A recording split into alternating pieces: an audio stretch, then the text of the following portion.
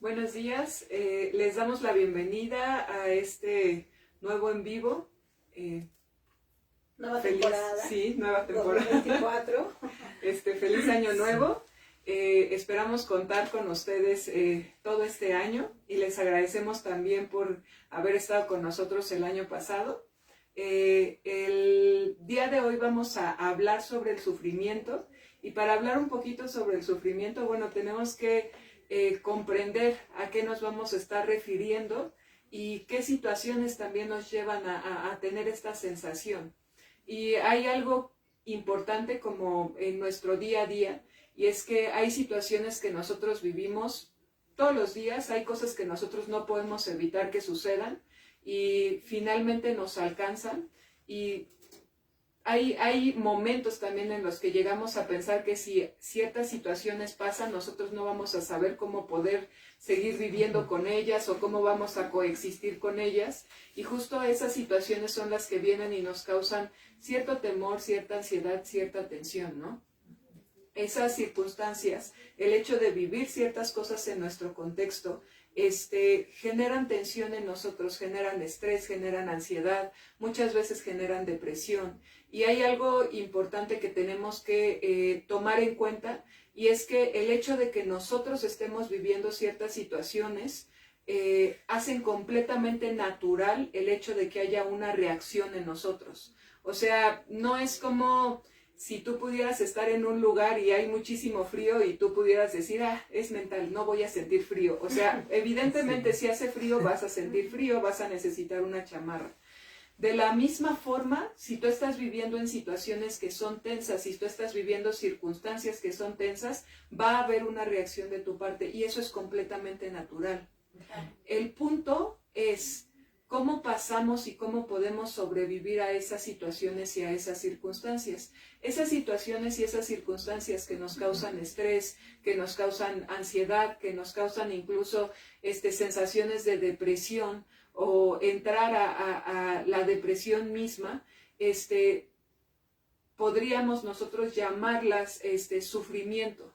Entonces, ¿qué hacemos con eso? ¿Qué hacemos con el sufrimiento? Porque el punto no es que vayamos o no vayamos a sentir dolor. El dolor es natural, lo vamos a sentir. Pero ¿qué hago y cómo administro el dolor que estoy sintiendo? ¿Qué hago y cómo administro el sufrimiento que estoy sintiendo? Y para eso, pues, vamos a ir definiendo algunos conceptos el día de hoy para llegar a una estrategia en particular para poder trabajar con esos momentos que nos generan estrés, ansiedad o depresión. Qué interesante lo que comentas, Gaby, porque ciertamente hemos escuchado en infinidad de ocasiones decir, el sufrimiento es opcional, ¿no? Como si tuviéramos la opción de decidir si sufro o no.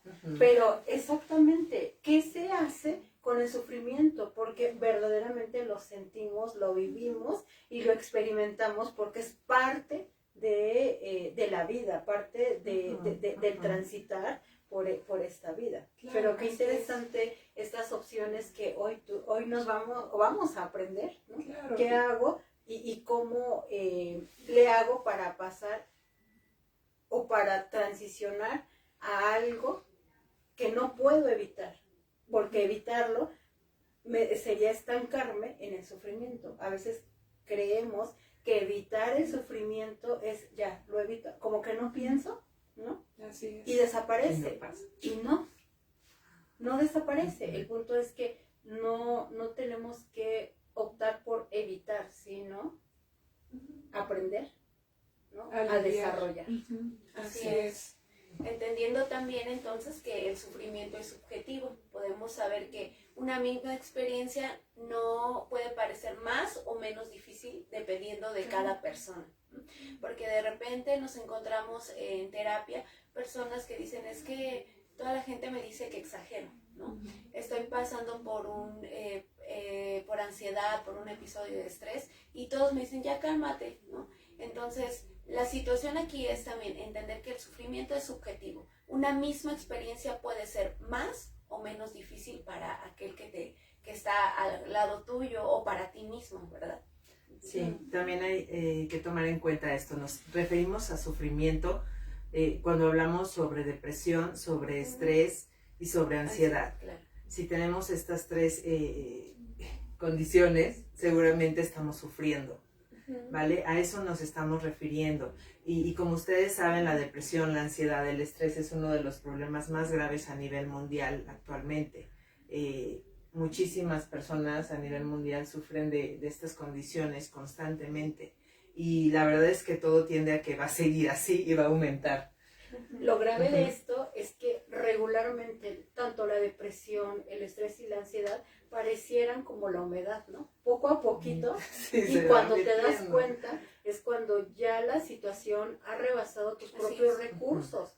Ahí es lo grave, pero esto empieza de menos a más. Ahí muy sutilmente, ¿no? Muy poquito, pero ya cuando se nos desbordamos en una crisis de ansiedad o una depresión que ya no me puedo levantar de la cama o que ya el cuello me duele por tanto estrés o ya mi cuerpo está somatizando, es cuando digo, ay, algo tengo. Pero resulta que ya antes, ¿no?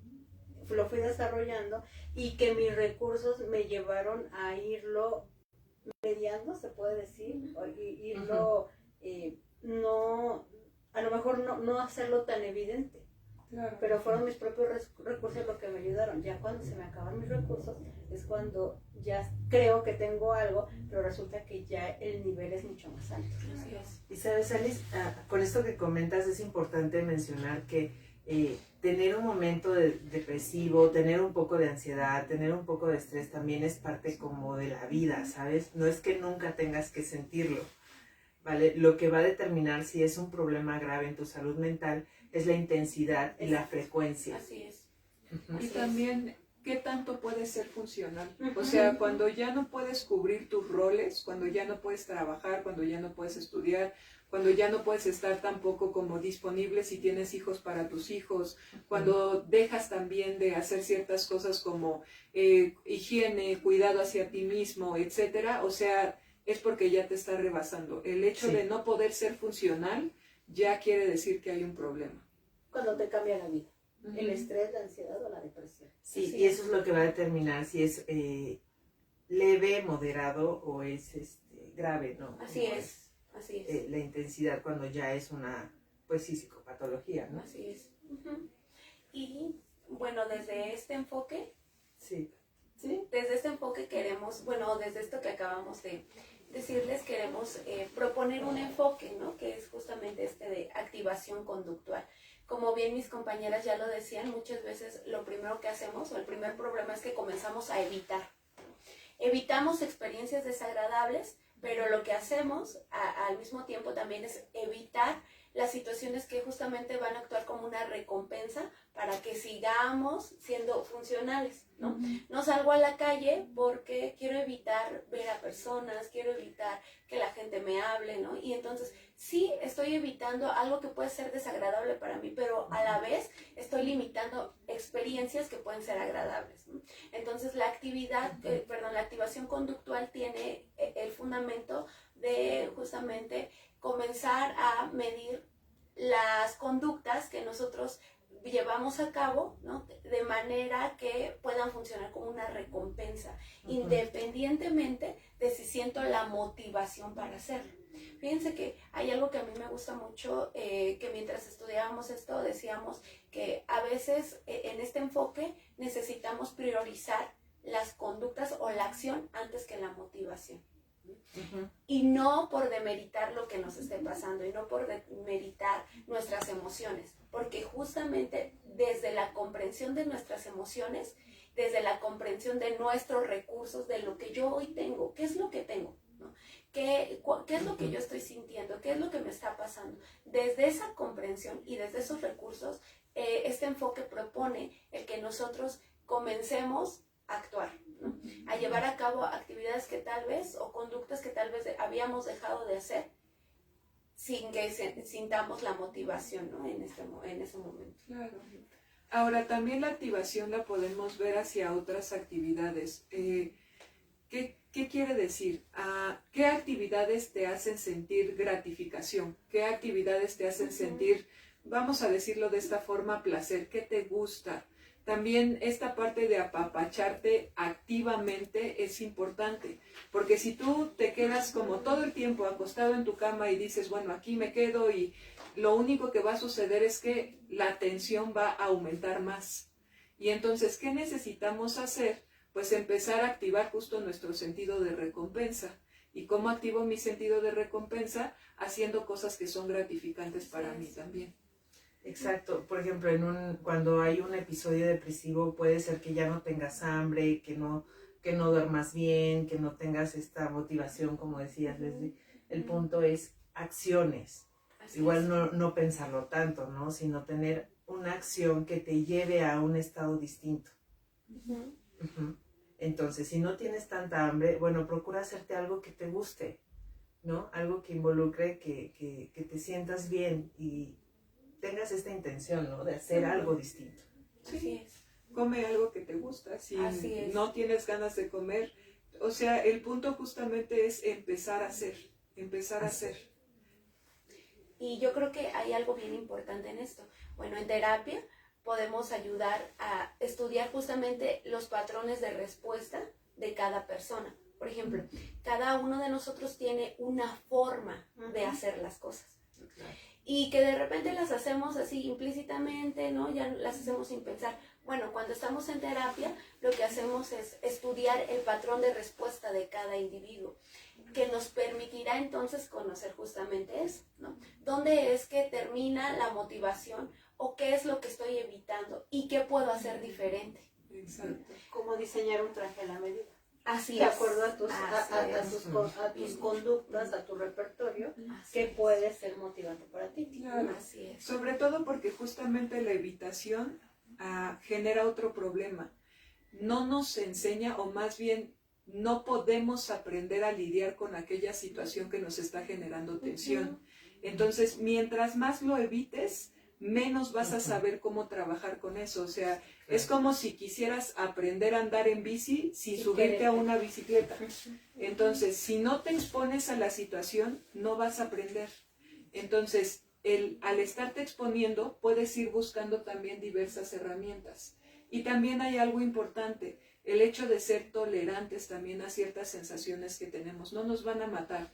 No porque estés en esa situación y sientas tensión ahorita, quiere decir que lo vas a sentir siempre. Mientras más tú estés en contacto, más rápido también te vas a ir habituando a aprender a lidiar con ciertas situaciones, con ciertas sensaciones también. Justo, qué interesante esta propuesta, ¿no? Que justo va más allá del pensamiento, sino ya va a la acción, y la acción puede ser el combustible para generar más conductas y de cierta forma hacerlo motivante. Por ejemplo, se me ocurre alguien que está estresado y le gusta hacer manualidades, esa misma, el realizar, el ver un trabajo realizado va a ser su combustible para tener una motivación. Claro, ¿no? O incluso cosas como muy sencillas. Como por ejemplo el hecho de que tú digas, bueno, a mí me gustaría tener una pareja, pero me da mucho miedo el rechazo. Ok, mientras tú aprendas a lidiar con el rechazo, más te vas a dar la oportunidad de intentar también.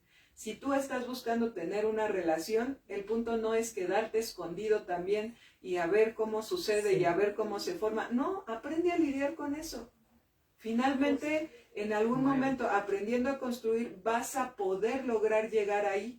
Pero si no aprendes a lidiar con muchas situaciones como el rechazo, el problema no es el rechazo, es cómo lidias con el rechazo. Y es que es el punto, ¿no? Muchas veces el entorno, lo que está afuera donde nos desarrollamos, es difícil que cambie. Pero si tú cambias una acción que te ayude a mejorar o que te ayude a hacer algo distinto, va a cambiar también la percepción de ese ambiente, ¿no? De tu entorno. De tu entorno, exacto. Así es.